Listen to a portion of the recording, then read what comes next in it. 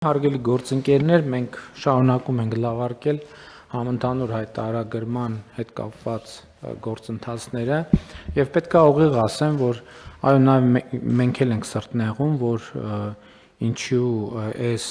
նրբությունները ի սկզբանե չենք նկատում, բայց նաեւ օբյեկտիվորեն երբ որ նայում ես եւ նաեւ այս համոզմունքը իմ մոտ առաջացել է Էստոնիա կատարած այցից հետո,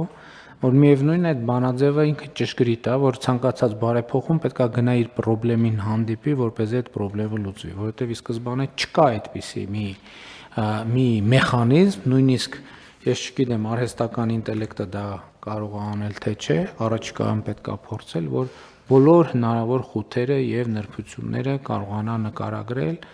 եւ ի վերջո Նաև խնդիրը հետևյալն է, որ մենք դեպքեր կա, որ նկատում ենք, բայց մտածում ենք, որ հետագայի համար այդ հարցերը կլուծենք, անցյալի համար պետք չի լուծել, ինչպես օրինակ ձեր նշած մի այն դեպքերը, երբ որ կատարվել են անձի համար վճարումը, բայց ոչ անձի կողմից, բայց անձի միջոցներով, այսինքն այսպիսի բարդ կոմբինացիաներ կան, որ մտածում ենք, որ հետագայում աշխատենք, որ քաղաքացիները այդպես անեն, բայց երբ որ հարցերը բարձրացվում են, տեսնում ենք, որ արդարացի է եւ այսօր էլ նպատակին ծառայելու է, անկանխիկ է արված, տեսանելի է, թափանցիկ է ամեն ինչ,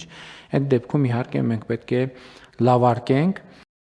Չմոռանաք հավանել տեսանյութը եւ բաժանորդագրվել Civic AM-ի YouTube-յան էջին։